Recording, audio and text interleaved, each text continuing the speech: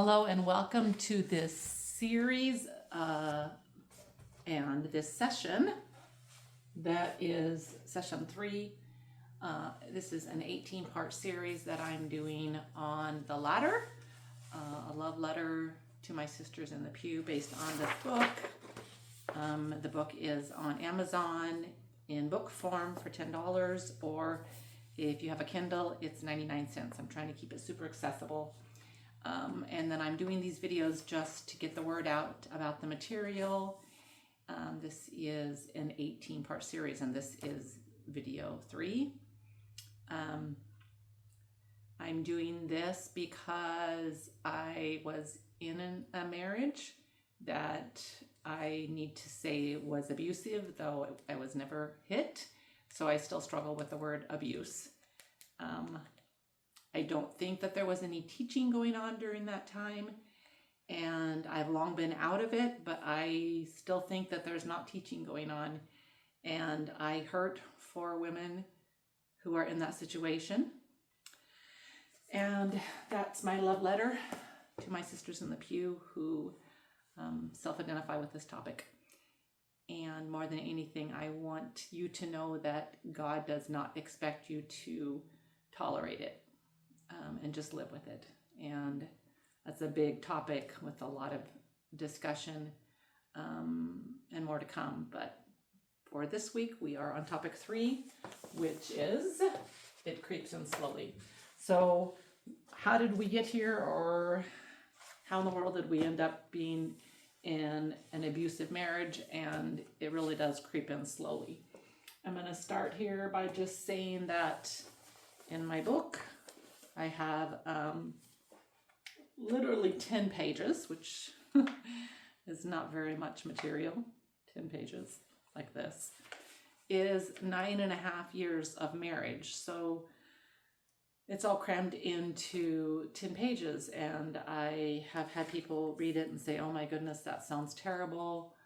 I can't imagine how much you endured. It's awful. But I also think that when you take 9.5 years and jam it into 10 pages, people go, oh my goodness, that's awful. Not realizing that that happened very slowly over time. And in some ways, little changes occurred that I didn't even notice. Things were getting worse, and I wasn't able to see that I was losing control of just my normal everyday life. And so yeah, it creeps in slowly. So I'm going to go to page 25 and read a little bit about it on this topic. We'll talk a little bit more about it today. So this is from a book from Jones, the author. It says, when love goes wrong, you feel it, usually long before you can name or talk about exactly what the problems are. This is a very good quote about what I was just trying to say. So this is why I'm reading. They say it so much better than me. When love goes wrong, you feel it, usually long before you can name it or talk about exactly what the problems are. That uncanny sensation creeps up on you like a bad case of the flu. You brush it off, hoping it will go away, or you take some precautions to fix things, but there it is, that awful feeling taking up more and more of your life. But when that uneasy feeling arises in marriage with a controlling husband, it's very hard to sense it. In the midst of such a relationship, you get wrapped up in the immediate situation, which is very true. You're just kind of in a survival mode, which is part of the plan to keep things off kilter. But yeah. And then this is from an author, Merritt McKeon, co-authored a book called Stop Domestic Violence. And in her book, she accurately describes a picture of how this slow process works. If you take a frog and put it in hot water, it jumps out. But if you take a frog and put it in cold water and slowly turn up the heat, it will sit there until it's dead. The frog doesn't notice the heat is killing it because it happens so gradually.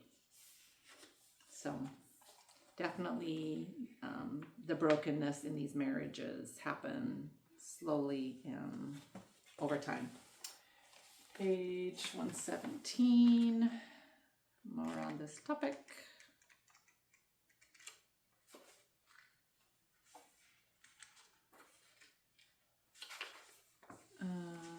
Abuse is so foreign, and I liked that word too, because I feel like so many times when you're, especially if you grow up in a Christian home, even, not a perfect Christian home, there's no such thing, but if you grow in a home where two parents love each other and you're going to church, and these little things, control or anger or any of those little issues start creeping up, you think, well, that's not that person. I know they would never behave that way. Maybe they're just having a bad day. So it's just foreign, and we kind of don't know what to do with that unhealthiness of that person. Abuse is so foreign to most people. When it begins to creep into a home, it's a mixture of denial and confusion. The spouse is already blaming her, so she scrambles to fix what must be her fault. Then additionally, and this is the greater issue with abuse in homes, or for Christian wives, abuse to my sisters in the pew, is this is all compounded because we're trying to do what God wants us to do, and we love God and we want to serve Him, and we want to have a godly marriage. Then additionally, the church has all their promises that prayer is the answer, that God can fix any problems. It often takes years for the wife to recognize that her husband's behavior is abuse. And then the next part I wrote is, I didn't ignore the red flags, and this is a quote, I didn't ignore the red flags, I just didn't have the life skills to understand the dangers. And I like the word life skills because I just think, I don't even know what those life skills are.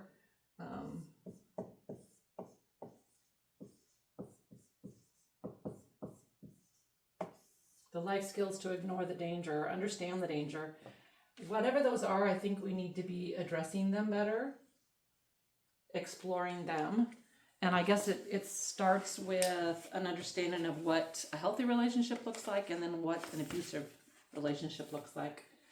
I talk a little bit about it on 150. Okay, so I said, this is page 150, abuse will continue. We cannot stop the occurrence of it, but we can teach about it so that when it occurs, we are armed with knowledge and know what it is, and know that this behavior is not okay. So that's where we need to be. I don't think we're there yet, but this is part of this conversation I just feel like we need to be having with each other, and definitely to my sisters in the pew who are there right now. I discussed this topic with a Christian dad recently, and he replied, my daughter knows that it's never okay for a guy to hit her. My response to this conversation was, yes, but there is so much more she needs to know. Don't you see? I was not hit. I didn't even know what I was enduring was considered abuse. The manipulation, the isolation, the gaslighting, it's under the huge umbrella called domestic violence, and hitting is only a small part of it. Some sources state that the church is actually a hunting ground for abusers, and this is some quotes. Domestic abusers have admitted that the church is the best place to find a gullible, timid, complacent wife. And then another quote here, Christian abuse victims report that their faith was used to groom them before their marriage and used against them after marriage. And this is why I put after marriage here, because I feel like it creeps in slowly, but oftentimes after marriage, knowing that a Christian woman is committed for life to that relationship because of our relationship with God. This is from a person that shared her story with me. It wasn't until shortly after Marie and her husband were married that he became someone she couldn't recognize, angrily yelling at her and calling her a selfish bee. He had never used profanity before, and she was shocked. She thought maybe that it was the stress from their new lives together, but like me, she knew that marriage was for life. If abusers wait until after they are married, knowing that their spouse's commitment is a lifelong marriage, if abusers are specifically targeting Christians, we need to be teaching about this information. And then in closing, I just say this, and I know this is a really broad conversation and probably a strong thing to say, but I think it's something we need to be exploring and talking about. Yes, we can teach that the sanctity of marriage is important, but we must also teach that abuse should never be tolerated. So that's it for today. A little shorter session. Thanks. Bye for now.